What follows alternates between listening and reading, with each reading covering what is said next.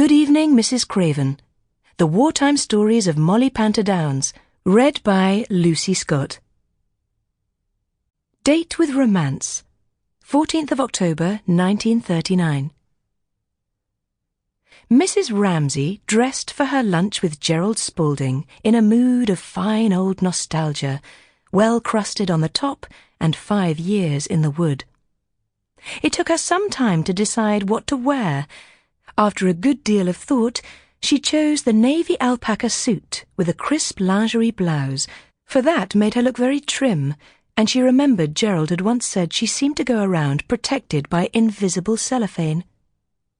Mrs. Ramsay felt that it would be tragic for Gerald to sit in Malaya for 5 years, thinking about a woman in London who looked as though she were protected by invisible cellophane, and then be faced with someone limp as a wilted lettuce in crumpled chiffon. The hat was a bit of a problem. Used to women skulking about under double tirée, Gerald would possibly shy back in alarm from an old love glimmering at him like a submerged oyster through layers of chenille fishnet, or making an Ophelia-like entrance under a haystack of pansies. There was nothing in Mrs. Ramsay's cupboard that seemed to hit the note, so she went out early for her lunch date and picked up en route a quiet, ladylike little number with a touch of near-widowish melancholy in the veil. She also dropped in for a manicure. Gerald had always been rather foolish about her hands, she remembered. At Gerald's club, the hall porter informed Mrs. Ramsay, in discreet, confidential tones which made her feel like a naughty weeder lady visiting a man's chambers, that Mr. Spalding had not yet arrived. The porter then came out from his dog kennel and smuggled her into a room full of imitation Chippendale furniture and genuine Sheraton members uneasily entertaining female period pieces to a glass of sherry. Mrs. Ramsay sat down on a brocaded sofa, and presently Gerald came hurrying in, fumbling with his gas mask carton and looking harassed. "I'm most awfully sorry," he said. "I got kept at the doctor's."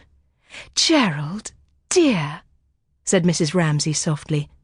She held out both her hands, which Gerald pumped up and down. "Well, well," he said. "Old Helen." Mrs. Ramsay felt a slight but definite chill. Not noticing that the atmosphere of the tender moment had fallen several degrees, Gerald dropped her hands and sat down. "What'll you have?" he asked. Mrs. Ramsay thought she would take a glass of dry sherry. Gerald ordered a whisky and soda for himself. "You get into the habit of stengers in Malaya," he said. "Well, chin-chin." They drank and gazed at each other, smiling. "Old Helen," Gerald repeated fatuously. "This is nice." Mrs. Ramsay noted coldly that he was a good deal yellower than he had been 5 years ago. "How is old Charles?" he asked. "And the kiddie? By Jove, she was only a spotter of a thing when I was home on leave last." Mrs. Ramsay said that old Charles was well, and that old Susan had, of course, been shipped off to relatives in the country. "But I don't want to talk about them.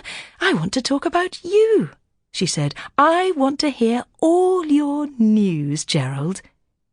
He patted her knee absently, as though it were the head of a retriever. "Before we start, how about some chow?" he said. Settled in a dim-panelled corner of the dining-room, Gerald seemed to glow richly, like some citrus fruit. His sombre eye lightened for a moment as he watched Mrs. Ramsay toying prettily with the menu.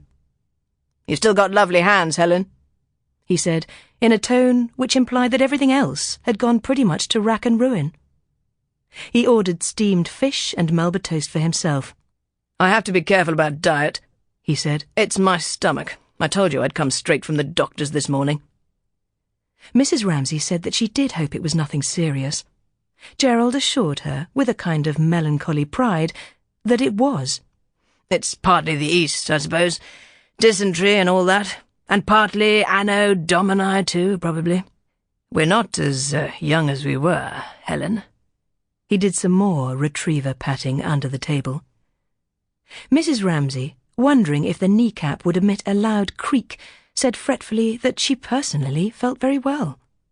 "Age cannot wither her, nor custom stale her infinite variety," Gerald said loyally. "By Jove!